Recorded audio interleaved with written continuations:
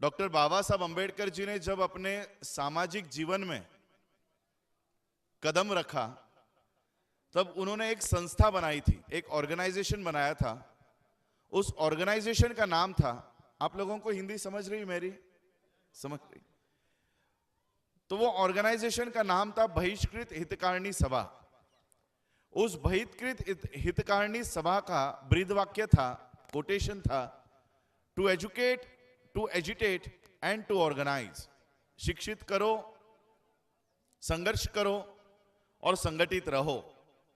यह बाबा साहब अंबेडकर जी का 1924 में दिया हुआ एक आदेश था।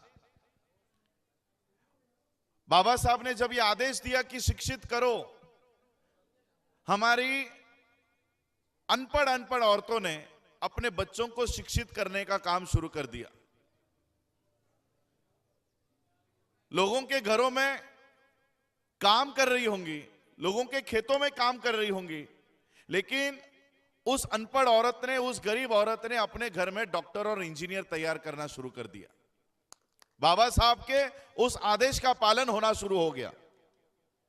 लेकिन आगे चलने के बाद ये शिक्षित करो का नारा शिक्षित बनो में हो गया। बाबा साहब ने नारा दिया था शिक्षित करो, लेकिन हमारी अगली पीढ़ी ने इसको शिक्षित बनो बना दिया। आज भी बहुत सारे इसमें बाबा साहब अंबेडकर जी के फोटो के ऊपर लिखा होता है शिक्षित बनो, संघर्ष करो, संगठित हो। बाबा साहब ने शिक्षित बनो नहीं कहा था, शिक्षित करो कहा था। और उस आदेश के ऊपर हमारी अनपढ़ महिला चली, अपने बच्चों को शिक्षित किया। अब वो बच्चे अपने आप को ही शिक्षित बनाने पर लगे हुए हैं। बाबा साहब अंबेडकर जी के उस आंदोलन का बेनिफिट लेते हैं और बाबा साहब की जो मूवमेंट है वो अगली पीढ़ी तक ट्रांसफर नहीं करवा पा रहे। हमारे लोग एडवोकेट हो गए, हमारे लोग डॉक्टर हो गए, हमारे लोग लॉयर हो गए, प्रोफेसर हो गए। बाबा साहब के आंदोलन की वजह से हम लोग नौकरी में चले गए, हम लोग अपने अपने बिजनेस शुरू कर दिए, लेकिन बाबा साहब की उस मूवमेंट को हम आगे लेकर नहीं जा रहे थे। बाबा साहब ने कहा शिक्षित करो और शिक्षित बनो में एक छोटा सा अंतर होता है, एक छोटा सा फर्क है। शिक्षित बनो वाला आदमी क्या करेगा कि वो 10वीं पास होगा, 12वीं पास होगा, ग्रेजुएट होगा, ग्रेजुएट होने के बाद नौकरी कर लेगा, शादी कर लेगा, बच्चे पैदा कर लेगा और बस अपने परिवार तक ही उस शिक्षा का इस्तेमाल अपने परिवार को ऊपर लाने में करेगा। यह है शिक्षित बनो। और शिक्षित करो का अर्थ होता है कि शिक्षित करो पर चलने वाला इंसान 10वीं भी पास करेगा, 12वीं भी पास करेगा, ग्रेजुएट होगा, नौकरी कर लेगा, शादी करेगा, बच्चे पैदा करेगा। लेकिन बाबा साहब ने कहा कि शिक्षित करो तो नौकरी करने के बाद वो अपने समाज में जाएगा और अनपढ़ लोगों को शिक्षित करवाने का काम ये वो शिक्षित करो पर चलने वाला बंदा करेगा। और आज मुझे यही लगता है कि माखन क्रांति जी ने बाबा साहब के शिक्षित करो के इस अभियान पर चले और आज यहां पर जो बच्चे ये सारा प्रेजेंटेशन कर रहे थे, ये उस आंदोलन का एक कंक्लूजन है, एक आंदोलन का एक भाग है कि माखन क्रांति जी की वजह से वो क्रांति एक नए जनरेशन की ओर चली गई है और वो जनरेशन आप लोगों को वो जो माध्यम हो वो माध्यम से शिक्षित करने का काम कर रही है। ये शिक्षित करने की मूवमेंट बाबा साहब की मूवमेंट है। देखो, आपने बताया कि एक बेगमपुरा का कल्चर, बेगमपुरा की सोसाइटी हमको भारत में तैयार करनी है। मैं भारत के बाहर जाता हूं और भारत के बाहर सबसे ज्यादा पंजाब के लोग पूरे वर्ल्ड में है। जैसे हम लोग यूनाइटेड स्टेट्स गए थे, यूनाइटेड स्टेट्स के साथी यहां पर है। मैं यूनाइटेड किंगडम जाके आया हूं, ऑस्ट्रेलिया जाके आया हूं, जापान जाके आया हूं। पूरे वर्ल्ड में पंजाब के लोग हैं और वहां पर जाके मैं सही में देखता हूं, जैसे आपने बताया कि नहीं, सही में रब वहां पर है। बाबा साहब के लिए पूरे विश्व के दरवाजे खुले थे, लेकिन बाबा साहब ने कहा कि नहीं, मेरे लोग यहां पर सताए जा रहे हैं, मेरे लोगों को मेरी यहां पर जरूरत है। बाबा साहब भारत में बैठकर उस भारत का निर्माण बाबा साहब करना चाहते थे। देखो, गुरु रविदास जी कहते हैं कि ऐसा चाहू राज में जहां मिले सबन को अन्न, छोटा बड़ा ऊंच नीच सब सम बैठे, रहे गुरु रविदास प्रसन्न। गुरु रविदास जी ने ऐसी सिस्टम, ऐसा देश, ऐसे भारत का सपना देखा है कि जहां पर कोई ऊंचा नहीं होगा, कोई नीचा नहीं होगा, कोई ऊंच नीच की गैर बराबरी की सिस्टम इस देश में नहीं होगी। यह सपना संत कबीर जी ने, गुरु नानक जी ने, गुरु रविदास जी ने देखा, बुद्ध ने देखा कि बुद्ध ने बताया कि इस तरह का देश भारत में होना चाहिए, और बुद्ध के बाद वो क्रांति हुई, लेकिन उसको प्रतिक्रांति में बदलकर उस सिस्टम को खत्म कर दिया गया। तब से लेकर हमारे महात्माओं ने, संतों ने, महापुरुषों ने उस बेगमपुरा को इस भारत में बनाने का सपना देखा, आंदोलन किया। लेकिन मैं आप लोगों को बाबा साहब अंबेडकर जी के परिवार का एक हिस्सा होने के नाते मैं आप लोगों को पूरे जिम्मेदारी के नाते कहना चाहता हूं कि गुरु रविदास जी का बेगमपुरा का सपना इस देश में अगर किसी ने पूरा किया है तो वो डॉक्टर बाबा साहब अंबेडकर जी ने इस देश का संविधान लिखकर कर दिया। बाबा साहब ने इस देश के संविधान में लिख दिया, कोई ऊंचा नहीं होगा, कोई नीचा नहीं होगा, सब बराबर होंगे। ये इक्वलिटी का एक बेगमपुरा का कल्चर डॉक्टर बाबा साहब अंबेडकर जी ने इस देश में लागू कर दिया। आज हम लोग गुरु ग्रंथ साहिब इस देश में लागू नहीं कर सकते, आज हम लोग बुद्धा एंड हिज धम्मा इस देश में लागू नहीं कर सकते, आज हम लोग बाइबल इस देश में लागू नहीं कर सकते, अपने अपने रिलीजियस जो हमारे विचार है वो हम पूरे देश भर में लागू नहीं कर सकते। लेकिन इन्हीं महापुरुषों के विचार बाबा साहब ने इस देश के संविधान में लिख दिए, ये संविधान हम पूरे देश भर में लागू कर सकते हैं। ये बेगमपुरा पूरे देश भर में हम बना सकते हैं अगर ये देश उस संविधान के ऊपर चला तो। आज क्यों इस देश के संविधान के खिलाफ ये मनुस्मृति को मानने वाले लोग क्यों देश के संविधान के खिलाफ? वो देश के संविधान को हटाना नहीं चाहते। जो हमारे महापुरुषों ने, हमारे महात्माओं ने जो सपना देखा बेगमपुरा का, वो उस सपने को हटाना चाहते हैं। जिस बेगमपुरा में कोई ऊंचा नहीं होगा, कोई नीचा नहीं होगा, कोई स्त्री नहीं, कोई पुरुष, ऐसा भेदभाव नहीं होगा, ऐसा संविधान ही इस देश में कहता है, वो देश के संविधान को नहीं, उस बेगमपुरा को हटाना चाहते हैं। देखो, मैं आप लोगों को, बहुत सारे लोगों को, नए जनरेशन को मनुस्मृति क्या है ये पता नहीं है। मनुस्मृति क्या होती है, मनुस्मृति में क्या कानून थे, ये हम लोगों को पता नहीं है। और संविधान आने के बाद हमारे में क्या बदल हुए ये आज के जनरेशन को पता नहीं है। इसलिए शायद आज की जनरेशन उस संविधान को बचाने के लिए आगे नहीं आती।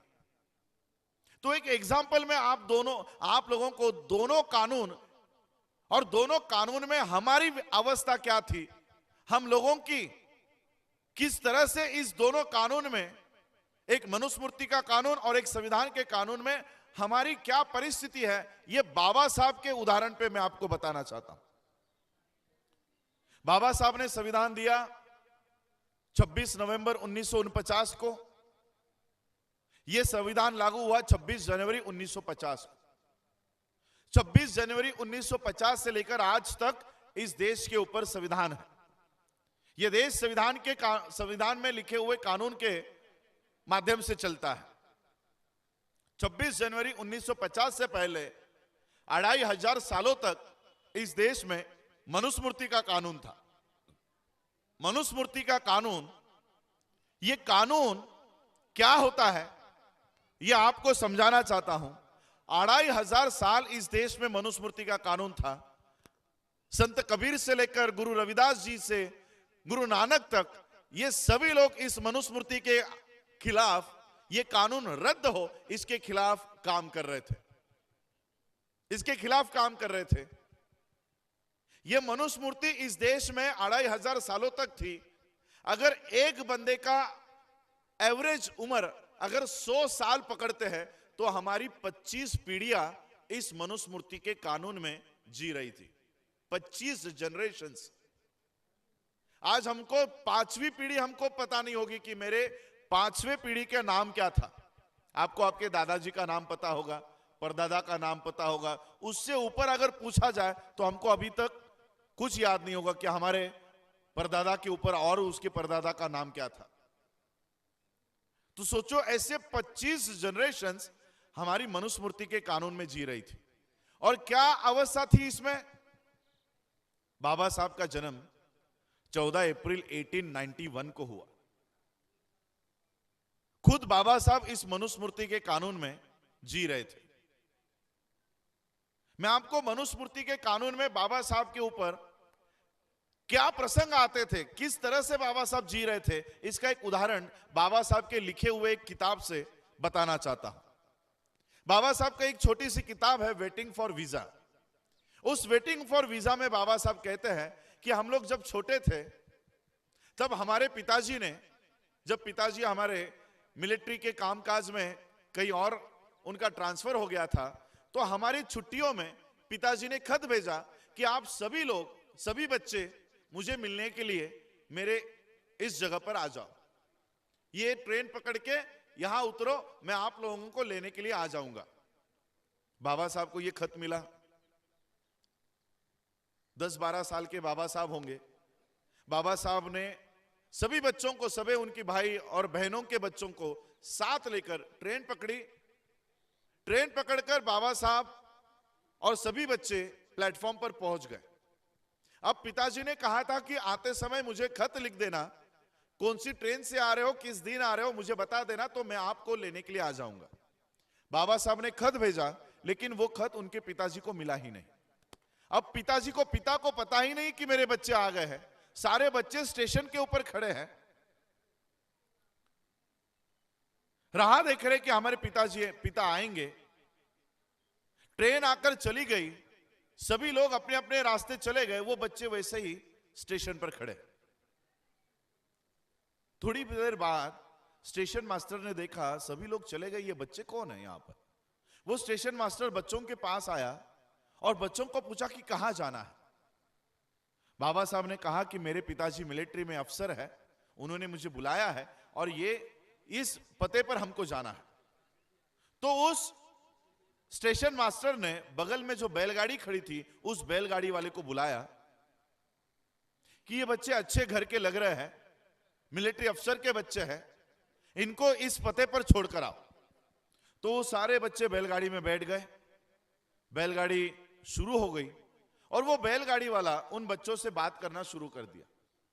बात करते करते बैलगाड़ी वाले ने वो बच्चे किस जाति के हैं, किस धर्म के हैं, वो सारी जानकारी हासिल कर ली। और जैसे ही बैलगाड़ी वाले को पता चला कि ये निचले जाति के बच्चे हैं, उस बैलगाड़ी वाले ने बैलगाड़ी रोकी, सबको गाली देकर नीचे उतारा कि तुम लोगों ने मेरी बैलगाड़ी अपवित्र कर दी है, नीचे उतरो अभी के अभी। सभी बच्चे नीचे उतर गए। उस बैलगाड़ी वाले से विनती कर रहे कि हमको हमारे पते पर छोड़ दो।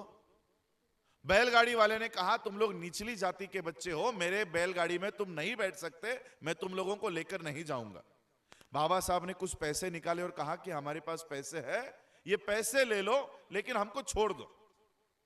पैसे की लालच में बैलगाड़ी वाले ने कहा ठीक है, लेकिन तुम लोग अछूतों के बच्चे हो, इसलिए मेरे बैलगाड़ी में नहीं बैठ सकते, मेरे बैलगाड़ी के पीछे पीछे चलते आओ, मेरे बैलगाड़ी के पीछे पीछे चलकर आओ। ये सारे बच्चे फिर पीछे पीछे पैदल चल रहे थे। बहुत देर होने के बाद बाबा साहब को प्यास लग गई। बाबा साहब ने बैलगाड़ी वाले से कहा कि आपके पास जो पानी है वो पानी मुझे दो, मुझे प्यास लगी है, मुझे पानी पीना है। बैलगाड़ी वाले ने कहा कि तुम लोग अछूतों के बच्चे हो, तुमको मैं मेरा ये पानी नहीं दे सकता, लेकिन आगे कोई तालाब आता है, कोई नदी आती है, तो गाड़ी रोककर तुम लोग पानी पी लेना। बहुत देर हो चुकने के बाद कोई नदी नहीं आ रही थी, कोई तालाब नहीं आ रहा था, बच्चे प्यास से चिल्ला रहे थे। वो बैलगाड़ी वाले ने देखा कि आगे कुछ थोड़ा सा पानी दिख रहा है। बैलगाड़ी वाले ने कहा कि देखो वहां पर पानी है, वो पानी पी लो। बाबा साहब सारे बच्चे वहां पर गए। बाबा साहब ने देखा ये तो कीचड़ है, लेकिन प्यास लगी थी, करे क्या। बाबा साहब ने मट्टी मट्टी हटाई और वो पानी, कीचड़ का पानी बाबा साहब ने पिया। ये मनुस्मृति के दौर में हम लोगों को पानी तक पीने का अधिकार नहीं था। ये था मनुस्मृति का कानून, जिसमें खुद बाबा साहब को इस तरह का व्यवहार बाबा साहब के साथ हुआ। और उसी बाबा साहब ने इस देश का संविधान लिख डाला 26 जनवरी 1950 से संविधान लागू हो गया। एक तरफ मनुस्मृति के कानून में बाबा साहब को कीचड़ का पानी पीने पर मजबूर कर दिया गया था, और एक तरफ वही संविधान बाबा साहब ने दिया। 70 साल हुए इस संविधान को, 25 पीढ़ियां हमारी मनुस्मृति के कानून में जी रही थी। अब 70 साल में एक ही जनरेशन हमारी इस मनुस्मृति के कानून में सांस ले रही है। एक जनरेशन में इतना बदल कर दिया बाबा साहब ने कि जो लोग कीचड़ का पानी पीने के लिए मजबूर कर दिए गए थे, आज वही लोग बिस्लरी का पानी पीते हैं। ये 70 सालों का संविधान बाबा साहब ने इतना बदल दिया। नेशनल दस्तक की आपसे गुजारिश है कि अगर इसको बचाना चाहते हैं तो नेशनल दस्तक को सब्सक्राइब करने के लिए रेड कलर के सब्सक्राइब बटन को दबाएं, फिर बेल आइकन की घंटी दबाएं। नेशनल दस्तक को बचाने के लिए बहुत जरूरी है कि हर खबर को शेयर करें, लाइक करें, कमेंट जरूर करें।